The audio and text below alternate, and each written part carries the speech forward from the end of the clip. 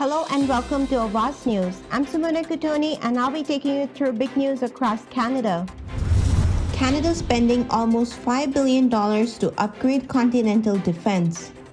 Europe may need to return to coal as Russia reduces gas flows. Federal court approves class action on behalf of off-reserve Indigenous children. MPs may get panic buttons to boost security after minister says he got death threats. Vaccine mandate for domestic travel within Canada ends today. Niagara Public Health warns public after skunk in St. Catherine tests positive for rabies. Police arrest 82-year-old man in connection with sexual assault of a young girl in Aurora restaurant washroom. Lockdown lifted at Ajax High School following alleged online threat.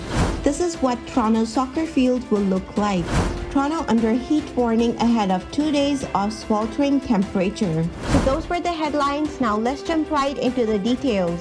Canada will spend $4.9 billion over the next 6 years to modernize continental defense, Defense Minister Anita Anand said today. Anand delivered the long-awaited announcement on the NORAD upgrade at the Canadian military's principal air base at Trenton, Ontario. The figure represents Canada's share of the cost of overhauling the decade-old Joint Binational Air Defense Command, originally designed to watch out for the Soviet bombers. The project was not part of the Liberal government's 2017 defense policy document. The United States cover about 60% of the bill for the NORAD. Pelletier, Deputy Commander of NORAD. More than 6 decades ago, against the backdrop of the Cold War and the threat of a Soviet air attack, Canada and the United States established the world's only binational military command, NORAD.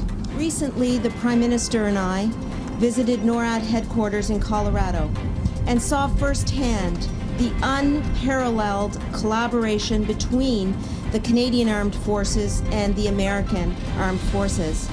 Our military members work together, train together, and live together on both sides of the world's longest undefended border. Ensemble, ils assurent le bon fonctionnement de NORAD et la sécurité des populations de nos deux pays. NORAD has continually adapted and evolved in response to new threats. Today, we turn another page and begin NORAD's next chapter. As autocratic regimes threaten the rules-based international order that has protected us for decades, and as our competitors develop new technologies like hypersonic weapons and advanced cruise missiles, there is a pressing need to modernize Canada's NORAD capabilities.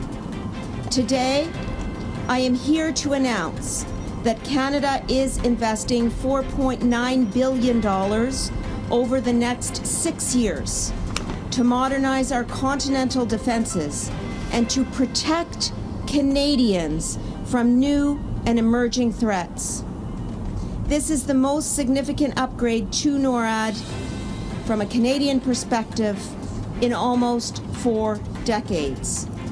Aujourd'hui, j'annonce que le Canada va investir 4,9 milliards de dollars sur une période de 6 ans afin de moderniser nos capacités de défense continentale pour protéger les Canadiens contre les menaces nouvelles et émergentes. C'est notre mise à niveau la plus importante depuis près de 4 décennies. Les capacités intégrées de nos adversaires potentiels, combinées aux effets des changements climatiques, signifient que le Canada ne peut pas compter uniquement sur sa géographie pour nous protéger. Il est plus important que jamais de veiller à ce que les membres des forces armées canadiennes dispose des utiles dont Europe's biggest buyers of Russian gas race to face alternative fuel supplies today and could burn more coal to cope up with the reduced gas flows from Russia that threatened an energy crisis in winter if stores are not refilled.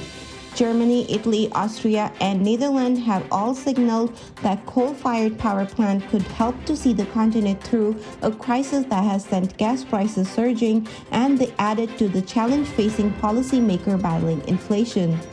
Italy's Eni said it was told by the Russian Gazprom that it would receive only part of its request for gas supplies today, pushing the country closer to declaring a state of alert that will trigger gas-saving measures. Germany, which has also experienced lower Russian flows, announced yesterday its latest plan to boost gas storage level and said it could restart coal-fired power plant that it had aimed to phase out. The Federal Court of Canada has certified a class action lawsuit against the federal government on behalf of off-reserve Indigenous children who were taken from their families and placed in non-Indigenous care. In a decision released online today, the federal court judge Michael Phelan ruled the class period will cover January 1, 1992 to December 31, 2019, a time frame referred to in court argument as the Millennium Scoop. The decision says those affected include status and non-status Indian, Inuit, and Métis youngsters and their families who were not living on the reserves. The class seeks various damages, restitution, and recovery of specific costs on behalf of the affected children and families. Public Safety Minister Marco Mendicino says he's looking into giving MPs panic buttons to increase their personal security. In an interview, Mendicino revealed he has been subject to death threats on social media in recent weeks. Speaking to us, the Public Safety Minister says he and the police, as well as the Parliamentary Protective Services, are reassessing the security of MPs after a series of threats and intimidating incidents. Among the measures being actively considered is giving MPs panic buttons to carry around to immediately alert law enforcement if they are facing a threat. Mendicino says he has received a number of death threats on Instagram after introducing a bill in Parliament last month bringing in gun control to prevent gun violence. Canadians no longer have to show proof of COVID-19 vaccination to board domestic flight and trains or outbound flights aboard starting today.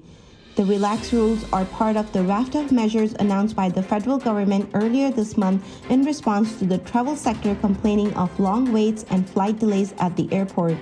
Ottawa is also ending a requirement that all federally regulated transportation sector employers institute a mandatory vaccination policy, and they say they will no longer require a mandatory COVID-19 vaccine policy in all federally regulated sectors outside of transportation, such as telecommunication and banking. Masks remain mandatory at all times except for drinking and eating for all passengers above age 2 on both domestic and international trips. All passengers boarding a flight inbound to Canada must be fully vaccinated against COVID-19 or submit to a mandatory 14-day quarantine or multiple PCR tests. Unvaccinated foreign visitors remain banned from entering into Canada. Public health officials in Niagara region are urging people to keep away from wild animals, especially those that appear to be in distress after a skunk in St. Catherine tested positive for rabies. Niagara Region Public Health is urging residents to protect themselves from rabies by ensuring their pet dogs and cats have up-to-date rabies vaccine, not allowing them to roam off-leash and unsupervised, avoiding all contact with wild animals, and reporting any wildlife that exhibit abnormal behavior, especially raccoon, to the local animal control services. The Ministry of Natural Resource and Forestry, along with the local SPCAs and humane societies, are continuing to conduct increased surveillance activities for animals with rabies, NRPH said in a June 20 news release. So far this year, 5 skunks in Niagara have contracted the deadly virus, which can be spread to people through the saliva of infected animals. Last year, 14 animals, 12 skunks, and 2 raccoons got rabies in that region. Police have made an arrest in connection with the sexual assault of a 12-year-old girl inside an Aurora restaurant washroom last week. The incident happened around 6:40 p.m. on June 16th at a restaurant near Earl Stewart Drive and Bayview Avenue. Police say the victim was dining in the restaurant when she entered a public washroom and was sexually assaulted by an unknown man. Following the incident, police released surveillance camera images of the suspect along with the vehicle that he was believed to be operating. Police say they were subsequently contacted by a member of the public who saw the suspect walking in Woodland Hills Labyrinth Park in Newmarket on June 18th. He was then arrested and charged in connection with the incident. Mir Mirzai, 82, of Newmarket, is charged with sexual assault and interference with a person under the age of 16. The 2026 FIFA World Cup may be 4 years away, but the ball is already rolling to get Toronto set up to host parts of the massive sporting event.